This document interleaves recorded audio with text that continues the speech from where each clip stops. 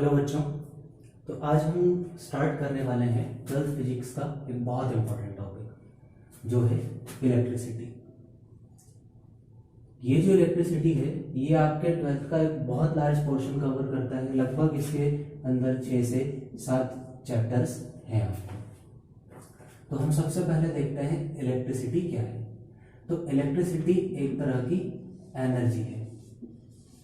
जैसे potential energy होती है, काइनेटिक एनर्जी होती है, वैसे ही ये होती है इलेक्ट्रिकल एनर्जी।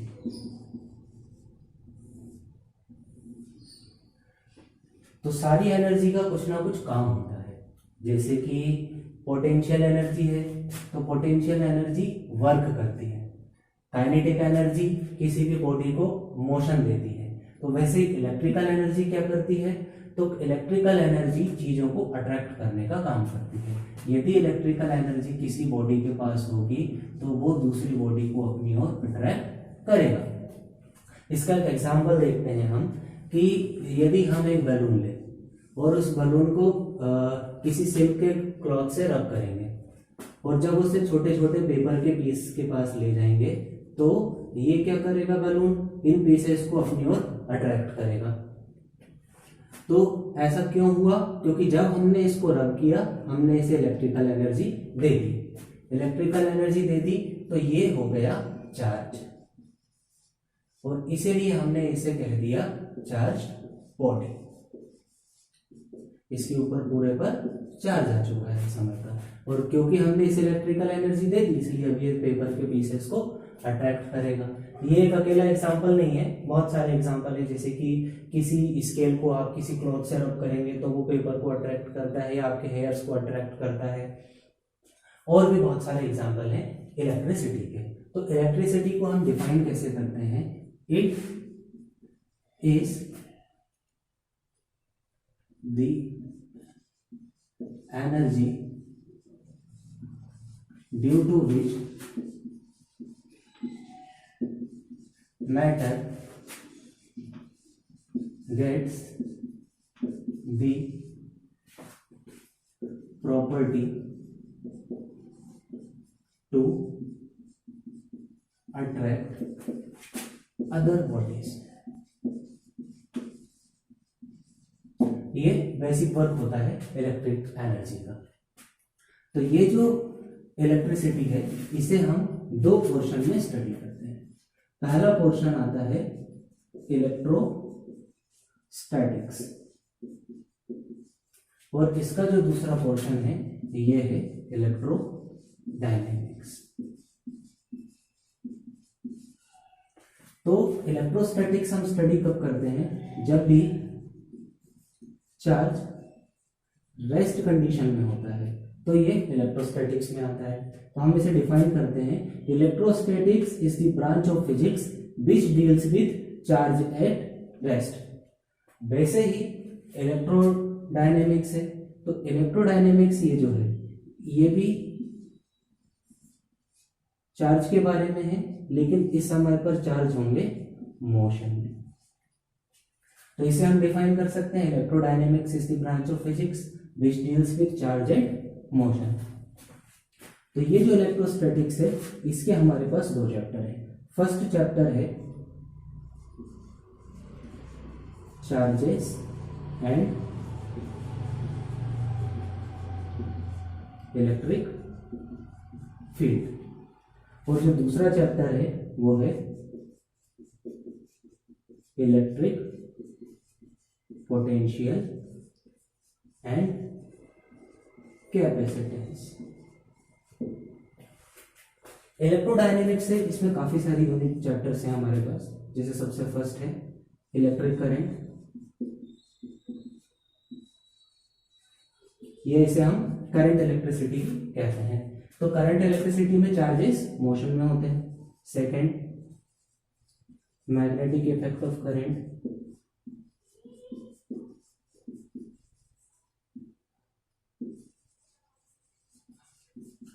मैग्नेटिज्म और इलेक्ट्रो मैग्नेटिक इंडक्शन। तो ये सारे के सारे चैप्टर है जिनके बारे में आपको इलेक्ट्रिसिटी से पढ़ना है। अब हम स्टार्ट करते हैं यूनिट 1 इलेक्ट्रोस्टैटिक्स का chapter 1 charges and electric field. तो इस चैप्टर में सबसे पहला आता है चार्ज। तो चार्ज के बारे में सबसे पहला क्वेश्चन आता है, ये स्केलर क्वांटिटी है या वेक्टर क्वांटिटी है। तो चार्ज है स्केलर क्वांटिटी है। फिर इसका यूनिट क्या होता है, तो इसका जो ऐसा यूनिट होता है ये होता है कूलम। कूलम नाम के साइंटिस्ट पर ये बेस्ड है। ऐसा यूनिट होता है कूलम, और इसका जो सीजीएस यूनिट है ये होता है स्टेट कूलम।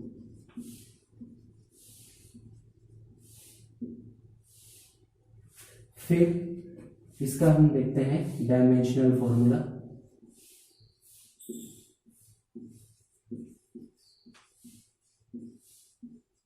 तो ये जो चार्ज है इसे हम Q से डिनोट करते हैं, और इसका फॉर्मूला आता है Q is equals to I T. I है यहाँ पर करंट और T है टाइम। तो इसका डायमेंशनल फॉर्मूला हम निकाल सकते हैं। क्या हो जाएगा, Q is equals to I current, current का dimensional formula A, time T का डायमेंशनल फॉर्मूला टाइम का T। तो इसका डायमेंशनल फॉर्मूला हो जाएगा m0 L0 T A। इसका डायमेंशनल फॉर्मूला है। तो बच्चों अब आपको चार्ज तो समझ में आ गया है। तो हम देखते हैं कि ये चार्ज का हिस्ट्री क्या है। तो सबसे पहले साइंटिस्ट ने देखा कि जब भी हम किसी ग्लास की रॉड को सिल्क से रब करते हैं तो उसके ऊपर चार्ज आ जाता है। वैसे ही उन्होंने एक और एग्जांपल देखा कि जब एबोनाइट की रॉड को हम फर्ब से रब करते हैं तो भी इसके ऊपर चार्ज आ जाता है। लेकिन एक डिफरेंस समझ में आया कि जब हम इस ग्लास के पास पेपर के पीसेस को लेकर आते हैं तो वो पेपर के पीसेस को अपनी ओर अट्रैक्ट कर लेता है। लेकिन जब इस एबोनाइट की रॉड को हम पेपर के पीसेस के पास ले जाते हैं तो ये पेपर के पीसेस को दूर हटाता है। तो इससे साइंटिस्ट को लगा कि ये दोनों अलग अलग टाइप के चार्ज हैं, और ये दोनों अलग अलग टाइप के चार्ज हैं। तो साइंटिस्ट ने इनको अलग अलग नाम दे दिया। इसको नाम दे दिया, ये जो ग्लास है इस ग्लास को इन्होंने नाम दिया वाइट्रियस चार्ज, और ये जो एबोनाइट है इसको इन्होंने नाम दे दिया रेजिनस चार्ज। तो दो तरह के चार्ज हमें मिले, वाइट्रियस चार्ज और रेजिनस चार्ज। तो इसी वाइट्रियस और रेजिनस चार्ज को अब हम जानते हैं पॉजिटिव और नेगेटिव चार्जेस के नाम से। तो ये होता है पॉजिटिव और नेगेटिव चार्जेस।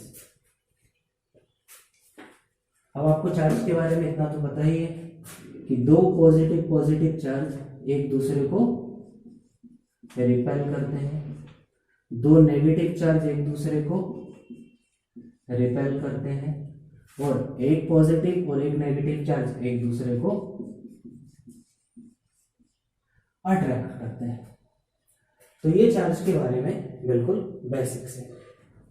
इसके बाद हम देखते हैं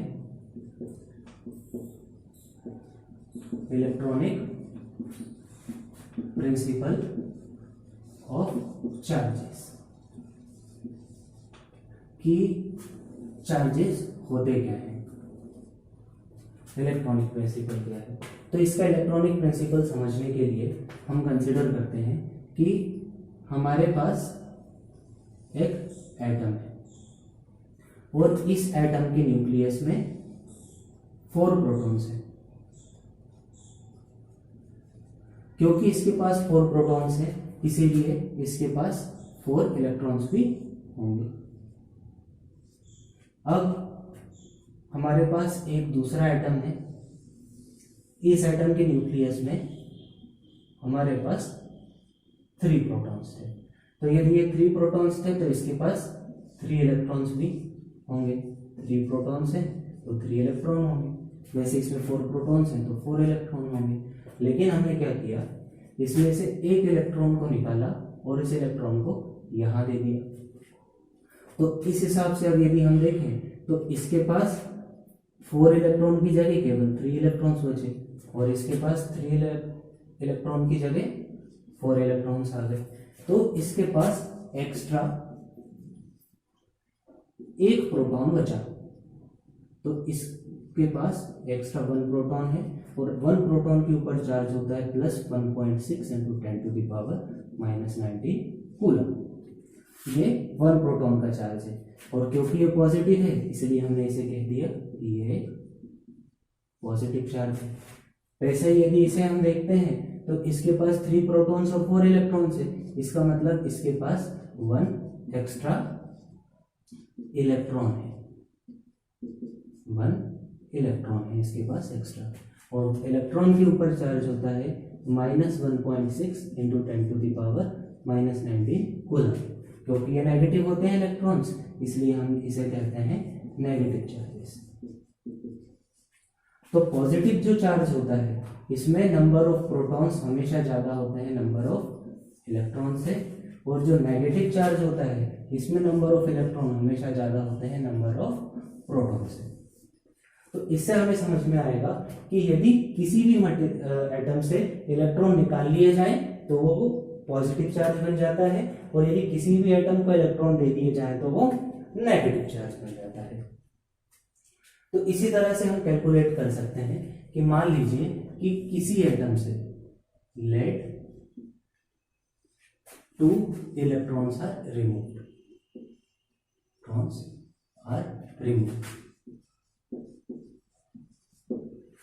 यदि इसमें से 2 इलेक्ट्रॉन निकाल लेते तो अब क्या होता, इसके पास 4 प्रोटॉन्स और 2 इलेक्ट्रॉन बचते। तो इसका मतलब है कि इसके पास 2 एक्स्ट्रा प्रोटॉन होते। तो अब इसके ऊपर कितना चार्ज होता, 2 इंटू 1.6 इंटू 10⁻⁻⁹ कूलम। यदि हम इसमें से 3 इलेक्ट्रॉन्स निकाल लेते तो इसके ऊपर कितना चार्ज हो जाता, 3 इंटू 1.6 इंटू 10⁻⁻⁹ कूलम। वैसे ही यदि हम इसमें से n नंबर ऑफ इलेक्ट्रॉन्स निकाल लेते तो इसमें चार्ज कितना होता, Q is equals to NE। और प्लस माइनस हम इसलिए लगा रहे हैं, यदि इलेक्ट्रॉन उसमें से निकाल लिए हैं तो उसके ऊपर पॉजिटिव चार्ज आएगा, इलेक्ट्रॉन यदि उसे सप्लाई किए हैं तो उसके ऊपर नेगेटिव चार्ज आ जाएगा। तो ये एक इंपॉर्टेंट फॉर्मूला है, N is equals to number of electron और POA charge on electron.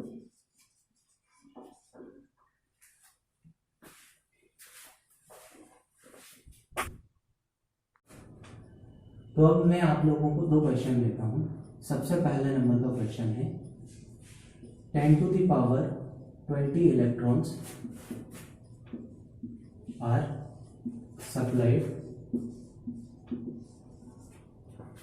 To a plate, then find its charge and nature. First question. और सेकंड क्वेश्चन है find number of electrons to be removed or added to produce +1 coulomb charge. तो ये 2 question है, ये आपको practice करना है घर पर। तो अब हम हमारा नया टॉपिक लेंगे जो कि है quantization of charge.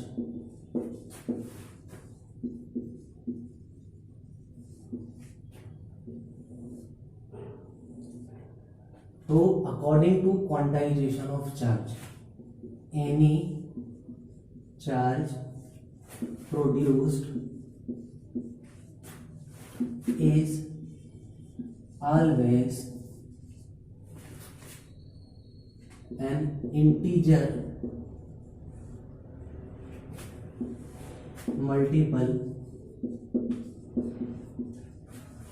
of charge of electron। इसका मतलब है कि जो भी चार्ज प्रोड्यूस होगा वो हमेशा इलेक्ट्रॉन के चार्ज का एक इंटीजर मल्टीपल होगा। इसका क्या मतलब है, जैसे Q इज इक्वल्स टू होता है प्लस माइनस NE, तो ये जो n है ये एक इंटीजर नंबर होगा। इंटीजर मतलब जैसे कि हमारे पास नंबर होते हैं 0, 1, 2, 3 अप टू इनफाइनाइट, या -1, -2 अप टू माइनस इनफाइनाइट, तो इन नंबर को हम कहते हैं इंटीजर।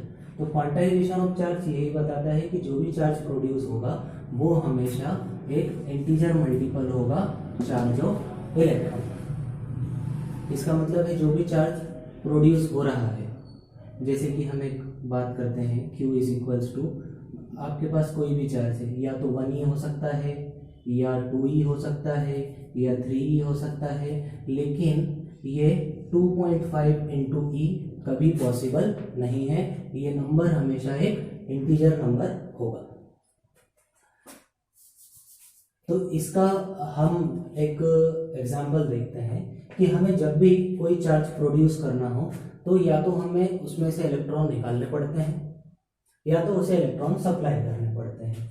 तो आप इलेक्ट्रॉन से निकालोगे तो आप 1 इलेक्ट्रॉन निकालोगे, 2 इलेक्ट्रॉन निकालोगे, 10 इलेक्ट्रॉन निकालोगे, 1000 इलेक्ट्रॉन निकालोगे, लेकिन क्या ऐसा पॉसिबल है कि आप उसमें से 2.5 इलेक्ट्रॉन निकाल लो? 2.5 इलेक्ट्रॉन हम क्या निकाल सकते हैं कि 2 इलेक्ट्रॉन और एक आधा निकाल लिया? यह पॉसिबल नहीं है। आपको जो भी इलेक्ट्रॉन निकालने पड़ेंगे वो हमेशा इंटीजर नंबर में होंगे, 1, 2 या -1, 2 जो भी है। तो यही बताता है क्वांटाइजेशन ऑफ चार्ज। तो इस क्वांटाइजेशन ऑफ चार्ज से रिलेटेड हमारे पास एक क्वेश्चन है। इस क्वेश्चन में दिया हुआ है कि find which charge is not possible. इनमें से कौन सा चार्ज है जो पॉसिबल नहीं है? तो उसके लिए आपके पास ऑप्शन है 3.2 into 10 to the power -19 coulomb, second है 4.2 into 10 to the power -19 coulomb, third है 4.8 into 10 to the power -19 coulomb. तो ये वाला जो क्वेश्चन है ये आपको सॉल्व करके देखना है। अब मैं आपको इस क्वेश्चन का सॉल्यूशन बताता हूँ कि क्या सॉल्यूशन है।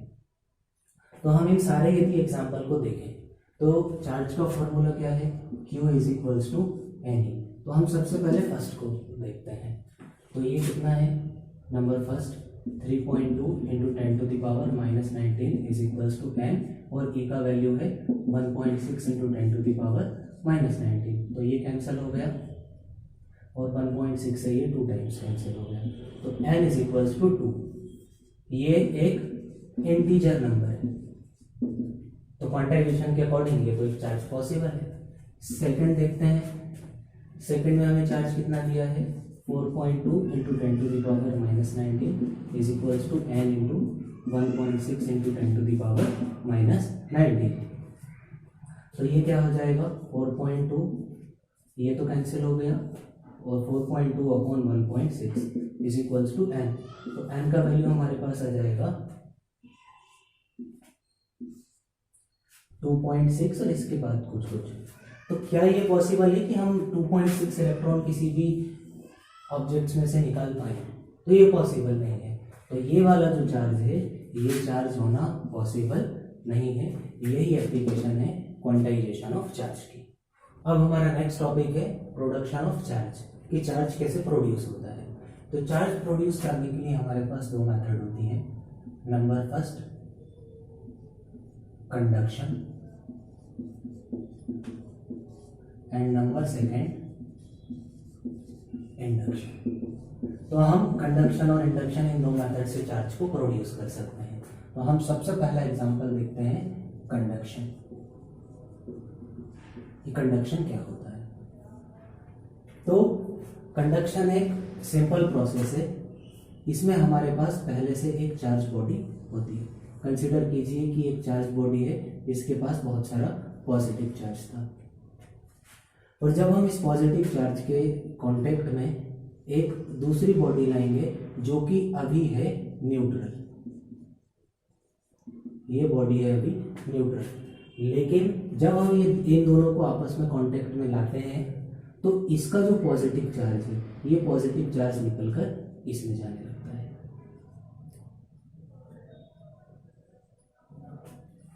और क्योंकि इसका पॉजिटिव चार्ज इसमें चला गया है, तो अब ये वाली बॉडी हो गई है चार्ज। तो अब हम इसको नहीं कह सकते कि अब ये न्यूट्रल नहीं रहा, और अब हम इसे जब अलग करेंगे तो ये एक पॉजिटिवली चार्ज बॉडी होगी।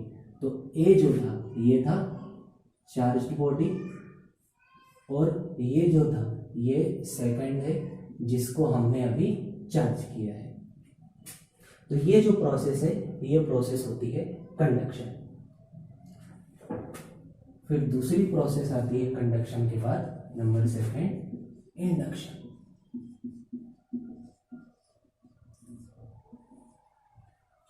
अब इंडक्शन एक ऐसी प्रोसेस है जिसमें हमारे पास एक चार्ज प्लेट होगी, ये रही चार्ज प्लेट। तो इसके पास हम कंसीडर कर लेते हैं कि ये पूरी नेगेटिवली चार्ज प्लेट है,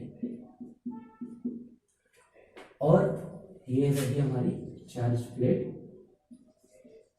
इसके कांटेक्ट में हम एक दूसरी प्लेट को लेकर आए हैं जो कि अभी न्यूट्रल है। न्यूट्रल है मतलब ना तो इसके पास पॉजिटिव चार्ज है ना इसके पास नेगेटिव चार्ज है। तो अभी हम इसको इसके पास लाएंगे, और पास इतना लाना है कि ये दोनों एक दूसरे के कांटेक्ट में ना आए, बस एक दूसरे से कुछ दूरी पर रहें। तो इसकी ये जो पास वाली सरफेस है चार्ज बॉडी के, ये इसके अपोजिट डायरेक्शन में चार्ज हो जाएगी, इसके ऊपर पूरा पॉजिटिव चार्ज आ जाएगा। और इसकी जो दूसरी सरफेस है इसके ऊपर वही चार्ज आ जाएगा जो कि चार्ज बॉडी का था। तो हम क्या करते हैं, थोड़ी देर बाद इसको अलग करेंगे और इसको हम कर देते हैं अर्थ। इसको हमने अर्थ से कनेक्ट कर दिया। तो अब इसमें होगा क्या, ये जो भी चार्ज था ये पूरा का पूरा चार्ज चला जाएगा अर्थ में, और यहाँ पर जो हमारे पास बॉडी बचेगी ये हो जाएगी पॉजिटिव चार्ज। तो कंडक्शन और इंडक्शन में यही है कि कंडक्शन में हम दोनों बॉडीज को एक दूसरे के कांटेक्ट में लाते हैं, और इंडक्शन में हम दोनों बॉडीज को एक दूसरे के पास लाते हैं पर कांटेक्ट में नहीं लाते हैं। अब हम समझते हैं कि इन दोनों का प्रिंसिपल क्या है, किस प्रिंसिपल पे काम करते हैं। तो सबसे पहले कंडक्शन। तो भैया कंडक्शन में क्या हुआ कि हमारे पास ही चार्ज बॉडी है, पॉजिटिव चार्ज है, बॉडी पॉजिटिव चार्ज है मतलब इसके पास इलेक्ट्रॉन की कमी है या इलेक्ट्रॉन इसके पास ज़्यादा है, तो डेफिनेटली इसके पास इलेक्ट्रॉन्स की कमी है। तो जैसे ही हम इसको न्यूट्रल बॉडी के पास में लाएंगे तो होगा क्या कि ये तो न्यूट्रल बॉडी है, इसके पास जितने प्रोटॉन है उतने इलेक्ट्रॉन है, लेकिन इसके पास इलेक्ट्रॉन की कमी है। तो ये क्या करेगा, इसके इलेक्ट्रॉन फटाफट लेने लगेगा, मुझे इलेक्ट्रॉन चाहिए, तो ये इलेक्ट्रॉन इसके इधर जाने लगेंगे, तो इलेक्ट्रॉन यहाँ से यहाँ जाएंगे। तो उसके कारण होगा क्या कि इलेक्ट्रॉन की इसके पास कमी हो जाएगी, और यदि इसके पास इलेक्ट्रॉन की कमी हुई तो इसके ऊपर फिर कौन सा चार्ज आ जाएगा, पॉजिटिव चार्ज आ जाएगा। तो इस तरह से इस बॉडी के कांटेक्ट में आने पर ये वाली बॉडी चार्ज हो गई। लेकिन ये जो चार्ज का फ्लो हो रहा है, ये पॉजिटिव चार्ज इसका इसमें चला गया, तो ये कब तक चलेगा, क्या इन दोनों में ये बराबर बराबर डिस्ट्रीब्यूट हो जाएगा, तो ये डिपेंड करता है यदि इनका size, shape, volume and material कि किस मटेरियल के ये बने हुए हैं, यदि वो दोनों सेम है तो इसका आधा पॉजिटिव चार्ज इसके अंदर चला जाएगा और ये दोनों बराबर बराबर इक्वली चार्ज होंगे। अब इसका हम प्रिंसिपल समझते हैं कि ये किस प्रिंसिपल पर बेस्ड होता है। तो हम इसे थोड़ा सा और मॉडिफाई कर लेते हैं, इसको इस तरह से बना लेते हैं कि ये जो है इसके पास नेगेटिव चार्ज है, मतलब इसके पास एक्सेस इलेक्ट्रॉन है, ये रहे एक्सेस इलेक्ट्रॉन। लेकिन ये वाली जो बॉडी थी ये पॉजिटिव चार्ज थी, इसके पास जितने इलेक्ट्रॉन है उतने प्रोटॉन है, जितने इलेक्ट्रॉन इतने प्रोटॉन, जितने इलेक्ट्रॉन उतने प्रोटॉन। वैसे ही सेम पूरी इस पूरी प्लेट में ऐसा ही है। लेकिन जब हम इन दोनों को एक दूसरे के पास लाएंगे तो यहाँ पर क्योंकि बहुत सारे इलेक्ट्रॉन हैं और ये इलेक्ट्रॉन दोनों लाइट हैं, तो ये क्या करेंगे, ये इसको इलेक्ट्रॉन को रिपेल करेंगे, और जैसे ही इस इलेक्ट्रॉन को रिपेल करेंगे तो क्या होगा, इसकी ये जो इलेक्ट्रॉन है ये निकल कर चले जाएंगे यहाँ। तो ये वाले जो इलेक्ट्रॉन है अब ये कहाँ आ गए, यहाँ आ गए, ये इलेक्ट्रॉन भी यहाँ आ गया, ये इलेक्ट्रॉन भी यहाँ आ गया। तो अब आप यहाँ पर देख रहे हो कि इस वाली जो सरफेस है, इस वाली सरफेस पे इलेक्ट्रॉन्स की कमी है। इलेक्ट्रॉन्स की कमी है मतलब अब ये कैसा चार्ज हो गया, पॉजिटिव। और ये वाली जो सरफेस, इस पर इलेक्ट्रॉन बहुत सारे हैं, और ये वाली सरफेस अब कैसी चार्ज हो गई, नेगेटिव। तो इसीलिए कॉन्टेक्ट जो पास वाली सरफेस है उस पर ऑपोजिट डायरेक्शन में चार्ज आएगा, और जो अदर सरफेस है उसके ऊपर सेम चार्ज आएगा। जो इसके पास था वही चार्ज इसके पास था। तो अब हम देखते हैं कि इनमें डिफरेंस क्या है। तो हम यहाँ एक टेबल बनाते हैं, यहाँ पर हम लिखेंगे पॉइंट्स, किन पॉइंट्स के बेसिस पे हम डिफरेंस दे रहे हैं, कंडक्शन, इंडक्शन।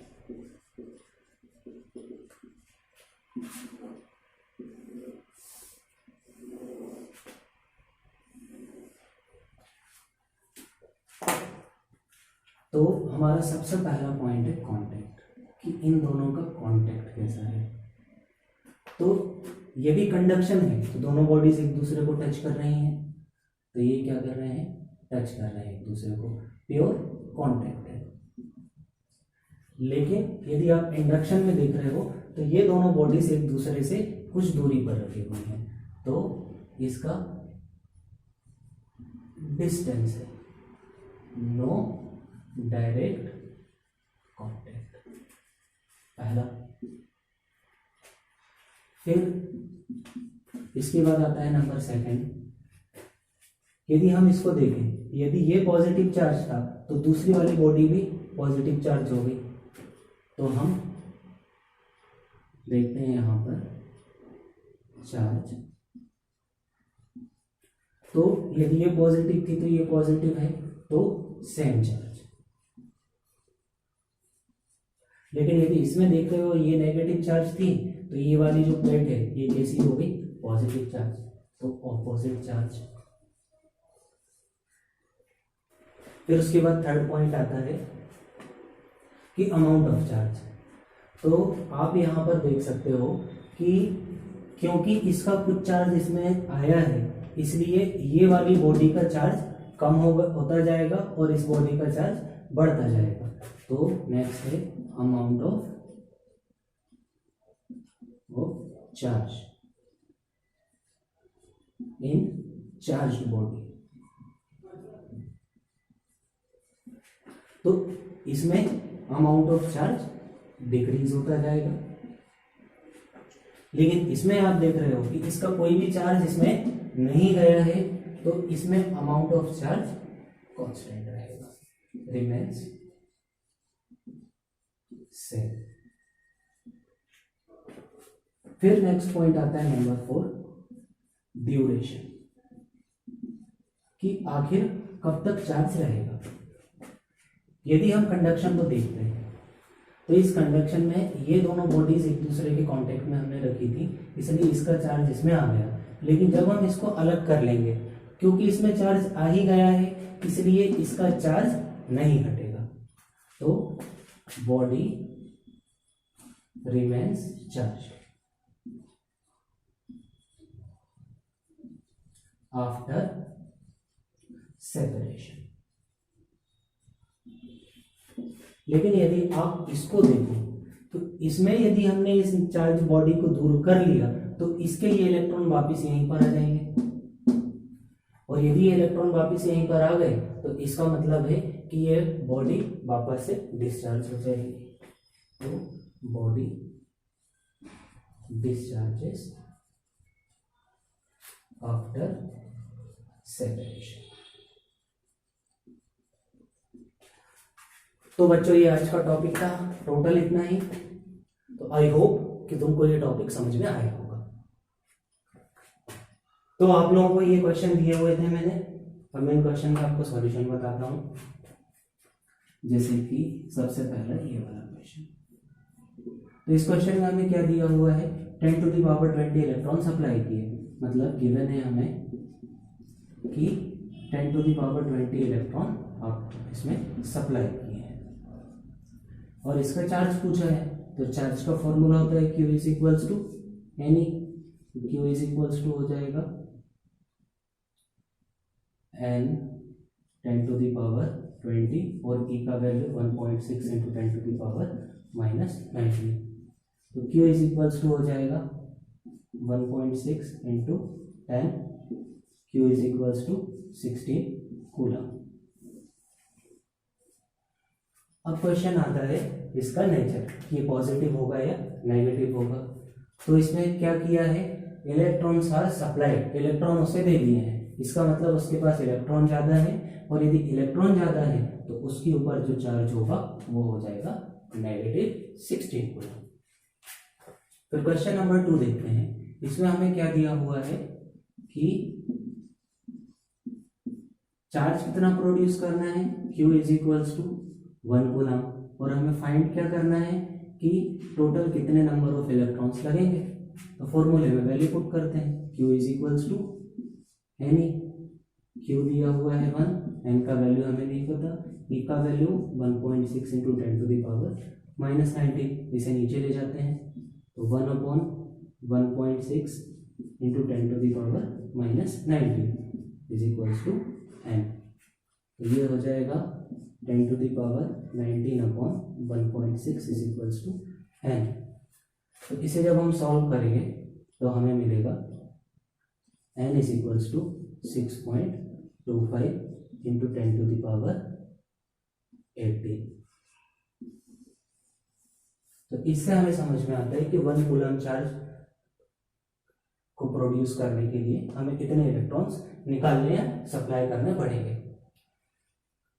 तो उन्होंने क्वेश्चन में हमें यह भी पूछा है कि रिमूव करना है या ऐड करना है। तो क्योंकि यहाँ पर हमें 1 कूलम चार्ज पॉजिटिवली प्रोड्यूस करना है, इसलिए उसमें से इलेक्ट्रॉन्स हमें रिमूव करने हैं। तो हमें क्या करना